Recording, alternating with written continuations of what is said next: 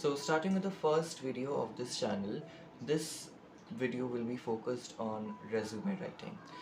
And I am making this video particularly because a lot of my friends from college and other places, they ask me for advice on resume writing, and I have seen in particular there is one person who recently sent me his resume, and this is like a lot of things were included, or there are a lot of things about his resume that I think needs to be discussed about publicly. And okay, so let's dive into it.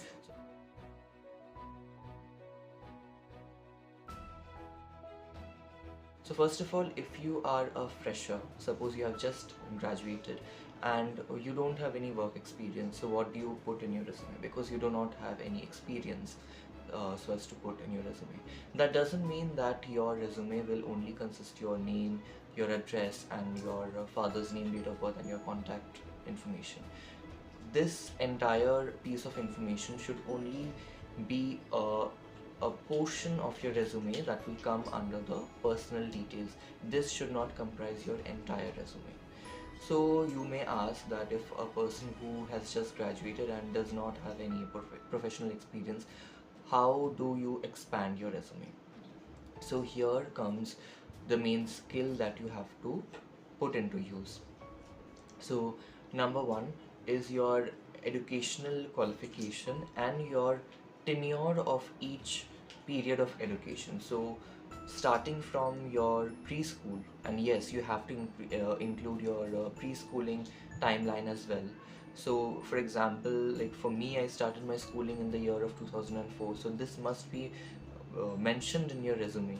A lot of people, maybe they had to give a year of supplementary extra, so they neatly avoid giving that information, but then again that creates a very bad impression for the person who will be reviewing your resume.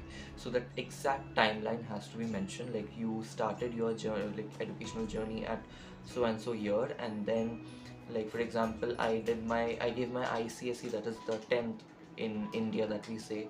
I know a lot of people from different countries are also watching, so this I'm speaking from the perspective of someone who grew up in Calcutta. So I gave my boards, that is ICSE, in 2016. So this was mentioned, and alongside what stream did I choose in that particular course, and how much percentage did I score.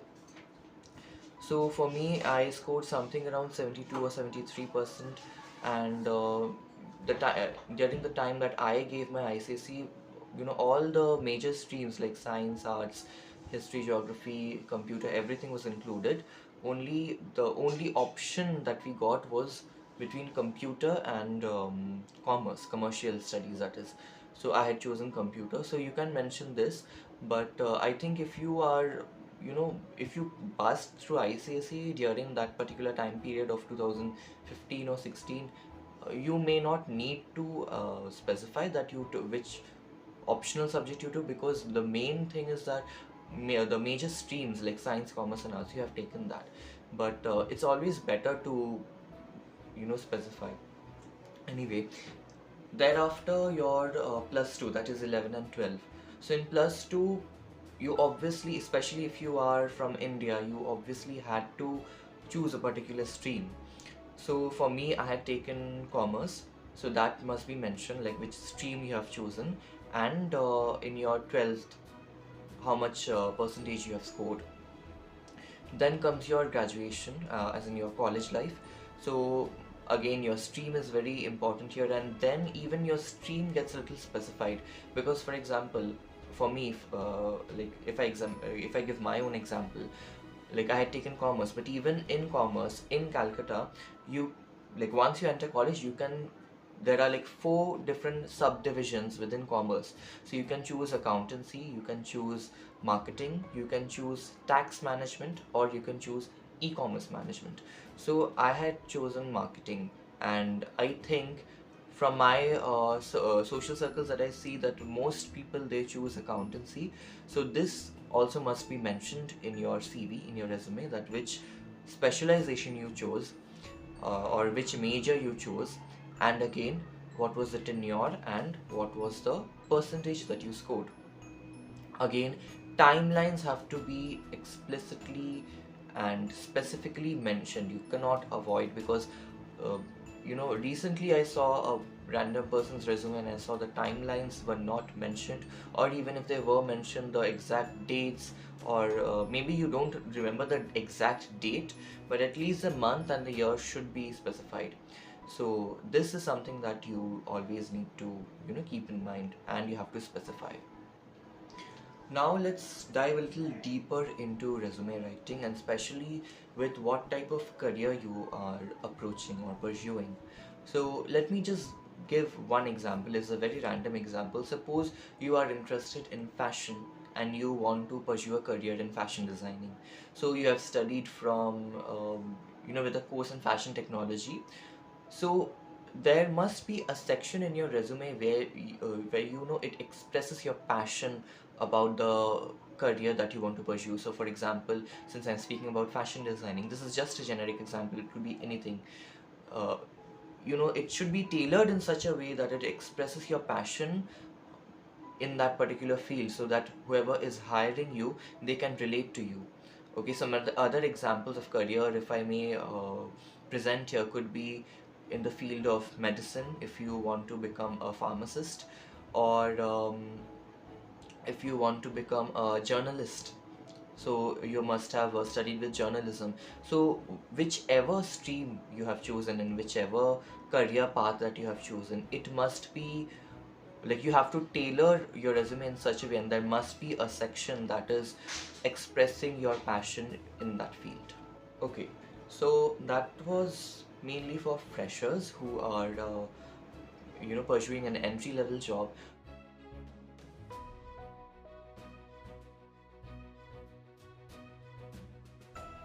But what if you are a seasoned professional? I'm not saying that you have years of experience, like 10 years or more than 10 years of experience, but you are a seasoned professional.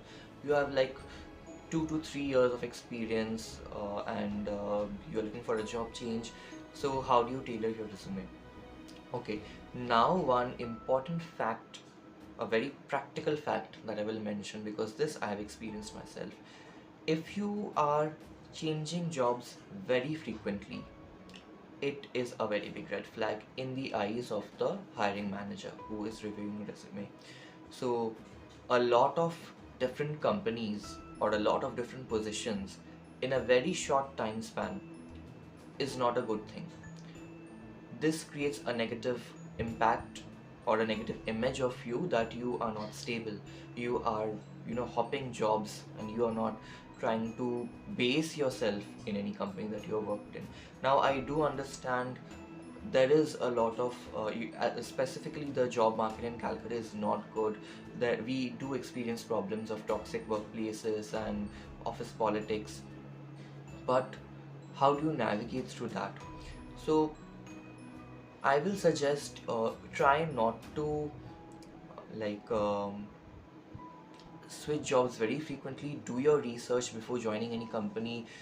Specifically, what I do is I always check the reviews on Glassdoor, Ambition Box, Indeed, even on Google Maps. When I finally receive their office address, I check the Google Maps review, and if I see too many red flags adding up, I decide to skip the job. So this is how you can filter out a lot of jobs.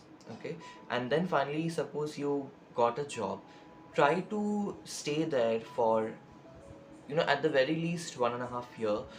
Don't try to change jobs every 1 year, or and especially like shorter than 1 year is absolutely not recommended at all. So at the very least 1.5 year to 2 years. I think 2 years is a decent amount. After that, maybe you can try to look for a job change. So this was Okay, so this was a slight tangent, but now let's come back to resume writing. So suppose you have spent a very short tenure at a company, let's say 1 month or few days. Best not to write that. Do not mention about it. So for example, you have graduated in, let's just say, 2021, and in August 2021, and let's say that in the month of September or October you did not get a job, and you started working from November. So 2 months you were not working. Maybe you were doing something in freelance, or you have had other sources of income, but you did not have a day job or a corporate professional job as such. Or even if you did have a certain job and you did not like it and you left that job after October, and you actually started a job from November which you worked for till 2 years or maybe 1.5 year, whatever, but for a long time. So do not mention that particular tenure that you have worked from September to October. This creates a wrong impression or a negative impression. Rather, you keep it blank, and if you are questioned about that particular gap in your resume, you can just say that I was searching for jobs, but you did not get a job immediately, but at the same time, you're also not um, completely out of any job. You were working, you were tutoring, you had freelance, other sources of income, things like that you can mention. Or you can even say that you are pursuing a certain type of course. Online courses are there, and this is actually something that you can do. Suppose if you're sitting at home, if you're not getting a job, then in the meanwhile, when you are searching for a job, you can pursue a lot of different courses. There are, like, if you are good at researching, there are many websites that actually offer you free of cost courses. And then there are some websites such as Allison, and a few others. I don't know exactly. If I do get to know, I'll mention it down.